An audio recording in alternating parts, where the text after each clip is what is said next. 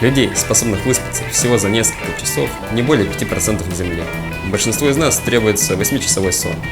Однако, не более 30% людей не тратят на ночной сон более 6 часов.